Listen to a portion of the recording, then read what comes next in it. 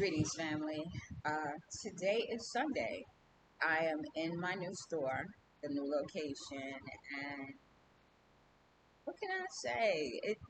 There is so much happening right now. I think I told you all that I wanted to start talking about taking the channel in a different direction to talk about what it's like to open a business here and the steps that I've taken thus far. Um, all I knew was I was coming to Gambia to open a business. I didn't know any details. I just was like, I know I have something to offer that people will want, and I'm going to open a business. I'm going to open several businesses. So I've gotten into the transportation business, and that's been interesting.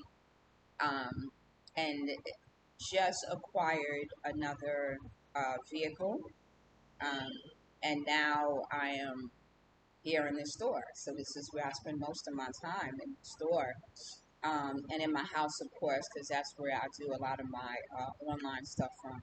But the interesting thing is, I was talking to someone the other day, and I said to them, there's so many things that I didn't consider. I just knew I was going to open a business, and it's important, right? Because opening a business is more than just I'm going to find a place to rent, right?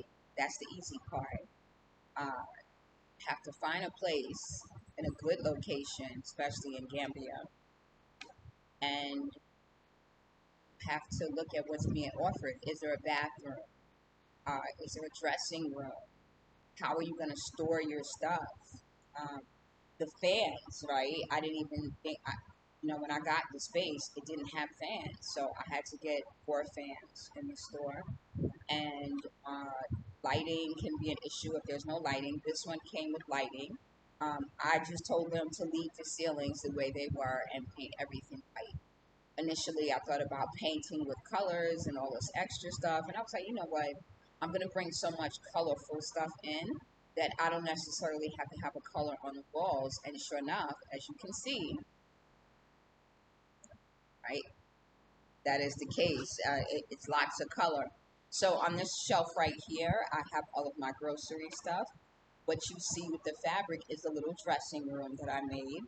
To the back walls behind me are like shoes, cosmetics, clothing racks as well.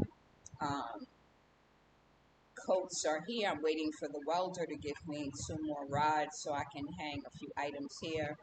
And I have a little bit of everything. I really do. And it's interesting because most of my customers that have come in, although I'm not officially open yet, have been men. It's men coming in, buying all the Black Pride and Black Lives Matter, I Can't Breathe, George Floyd t-shirts. They're the ones that are buying this stuff. I've had a few females come in, and they usually return with their friends to get things because they're pleased with what they get. And I'm doing it with I'm charging Gambian prices. If it's a newer item, obviously it costs a little more, but I'm keeping the prices very reasonable. My neighbors um, have been very positive. These are great neighbors. Kind of like how I started out with at the house, right? I told you all I had the best neighbors. They came from, I believe it was Miami, Florida. Um, three group of 3, 2 brothers and a sister, and still the best neighbors. What happened after them is a whole nother story. We'll get into that. Um, but yeah, we keep it positive. We respect each other. We are considerate of each other, and it's the same thing here. Folks here have been. It's the brother that has the American shop. The video that I did, I will attach it, and another brother who has like I guess he cleans swimming pools, so he has like the chemicals for that. It actually smells like a swimming pool when you walk into his shop. Very pleasant brother. He's been very supportive as well. And the owner of the whole little strip mall also has supported the business. And then there's another brother, not a brother, a man who has a malaria cure that he claims is herbal, all natural.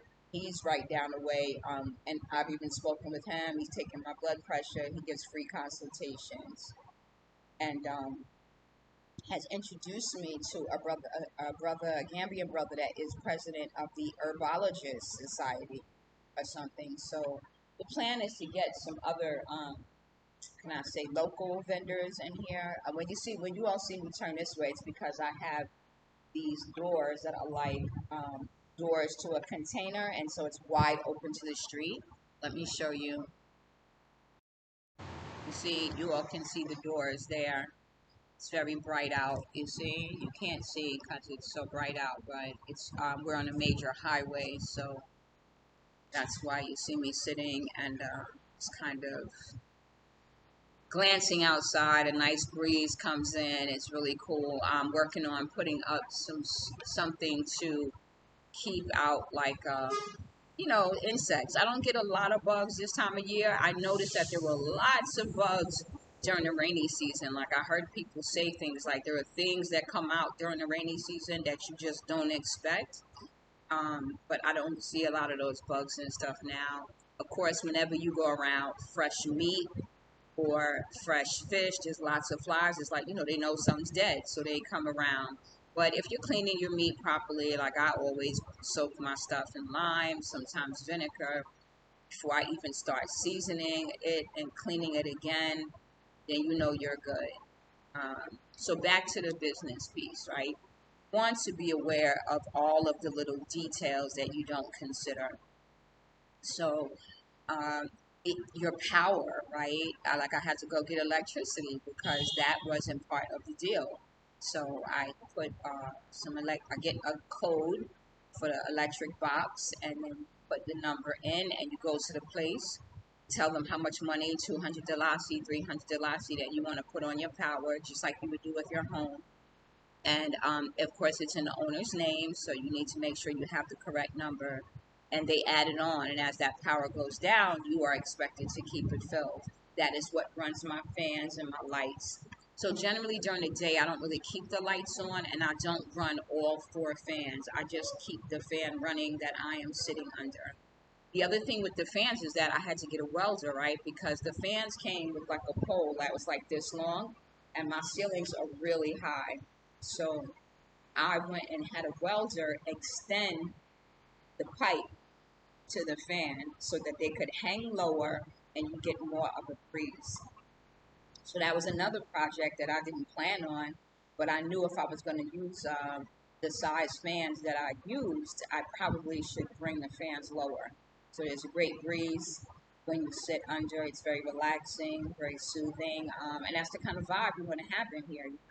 So like I said, the other side is the grocery side. This side is the cafe side where I make coffee, American coffee, decaf, Peru Sunrise, organic. And I have all the different coffees. I have Starbucks. I have chock full of nuts, Stella. I have a bunch of them from the States for people to try. Dunkin' Donuts, right? I have all that type of coffee, cold and hot. And that's it. Like I said, I just want you all to think about, the expenses will occur as you're going on. Like I've even had to hire a carpenter because I have some projects I want to do in here. And I needed a carpenter to get it done for me. I've used Amsterdam, the thrift shop. That's where I got this huge white table behind me. It's like a bar size, bar length type, bar height type of table. And I took another little table and put it on top. You can see right there, this table. And that table was just like maybe something you put on your shoes or whatever, but I use it as like a way to divide the counter. And that came from Amsterdam. The shelves actually belong to the owner because he usually does building supplies, and I was able to utilize the shelves and wipe them down properly, have them cleaned, and stack the shelves with my items and design the shelves the way I needed it to work for my shop.